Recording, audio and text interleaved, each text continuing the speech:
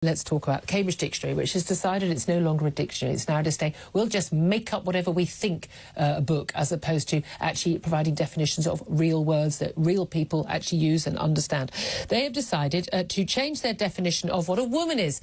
You know what a woman is, and I know what a woman is. Keir Starmer doesn't know what a woman is, but a woman is an adult human female. That's what it means. That's what it's always meant. That's what everyone understands it to mean, except a few woke activists on social media and now at Cambridge Dictionaries. So the Cambridge Dictionary decided to update their definitions of man and woman to be more trans-inclusive, and the delicate sensibilities of Republicans are, for some reason, being offended everywhere. Now, the old definition of woman was an adult human female, and the new definition takes nothing away from that. The new definition is an adult who lives and identifies as female, though they may have been said to have a different sex at birth. And boy, conservatives everywhere are just losing it. I find it pretty hard to cope with the idea that a man who might be our next Prime Minister in 2024, Keir Starmer, doesn't know what a woman is and doesn't know whether they have a penis or not, or whether or not they might be someone who might have a cervix or not. You can't cope with the idea of trans acceptance? That's what you can't cope with? Girl, if you can't cope with that, I got some news for you. There are some atrocities in the world that you better not know about. But don't worry, the Republicans are also outing themselves as dumb through this story. Don't want this to go too far, because what's to stop us, based on this argument, a 16-year-old identifying as a 21-year-old? Yeah, because that's the logical next step. Well, let's define female then. I bet you they're not able to do that. Belonging or relating to the sex that can give birth to young or produce eggs. There you go. Here's a very simple, short biology lesson. If there's any Republicans, conservatives watching this video, here you go. We have sex, which is your genetic makeup, generally in the form of male or female. But there's also intersex. I know you guys like very simple concepts, this or that. Unfortunately, that's not the real world. Sorry. But we also have the concept of gender. I know you guys flip sex and gender. You tend to equate them. You think they're the same thing. They're not.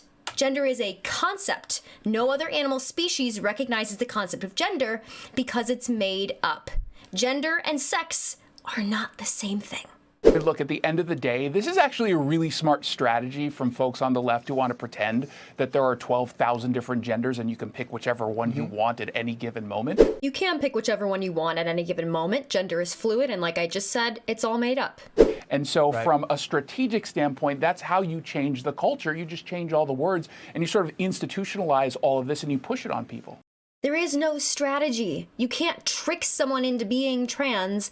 That's impossible. We're just trying to fight for basic level equality. Just the definition of who you are being correct in the dictionary. And it takes nothing away from cis people. We're just fighting for equality. Matt Walsh thought he could outsmart a Virginia school board, which implemented a new policy indicating that people who are from out of town can't actually attend the school board meeting because they had a bunch of out-of-towners showing up and causing a ruckus to get a little bit of attention. Now, Matt Walsh is so desperate for attention that he decided to rent a property in that school district just so he could show up to this school board meeting and proceed to be a child. So what did he complain about? Well, let's watch. I would thank you all for allowing me to speak to you tonight, but you tried not to allow it, yet here I am. Now, you only give us 60 seconds, so let me get to the point. You are all child abusers. You prey upon impressionable children and indoctrinate them into your insane ideological cult, a cult which holds many fanatical views, but none so deranged as the idea that boys are girls and girls are boys. By imposing this vile nonsense on students to the point even of forcing young girls to share locker rooms with boys, you deprive these kids of safety and privacy and something more fundamental too, which is truth. If education is not grounded in truth, then it is worthless. Worse, it is poison. You are poison. You are predators. I can see why you try to stop us from speaking. You know that your ideas are indefensible. You silence the opposing side because you have no argument. You can only hide under your beds like pathetic little gutless cowards hoping we shut up and go away. But we won't. I promise you that. Oh, God. So he's in a tizzy because the school district believes in treating students with respect. and respecting their gender identity. He had also written on Twitter that Loudoun County changed the rules so that only residents can speak at the school board. Yeah, that makes a lot of sense, actually. You don't live in that community. So, I mean, it's so obvious he's doing this for attention. In unrelated news, I'm proud to announce that I'm now a resident of the county, just rented a home in the area. I'll have the lease agreement, see you at the meeting. So he shows up only to like fearmonger about a non-existent problem to get attention. So congratulations, you got some attention. But like, yeah, no, it's pathetic. Like my first instinct is he's just a male Karen with enough money to rent a house somewhere he doesn't live. But it's obviously more grifty than that. He's doing this to get attention. What a wasted opportunity. I mean, the dude had like a week, 2 weeks to prepare for that, and that was what he put together. You all hide under your bed like little scared babies. You're not tough. You're not tough at all. All that was take a random xenophobic, baby-brained Christian, and that's what they say about trans people. Yeah. It's just hateful, that's all. I'm sure he thinks of himself, since he's modeled his entire life and everything about himself on Ben Shapiro, I'm sure he thinks of himself as some sort of intellectual gladiator.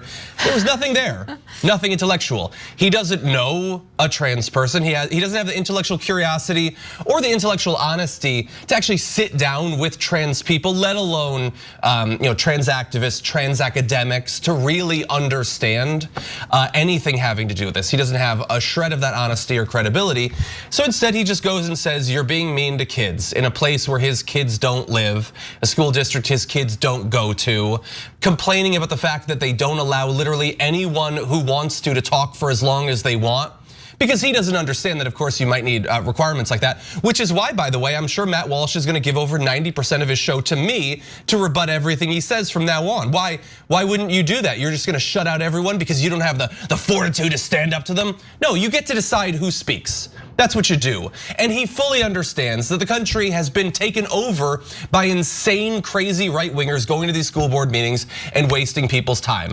If it was flipped, and if it was all a bunch of like crazy hippies or whatever, wasting everyone's time, and they decided to lock it down in rural Florida, he'd understand why they were doing that. All of this is smooth brain nonsense. His brain has been chewed on by worms, and he has to reassure his audience that he doesn't understand all these things that we all understand.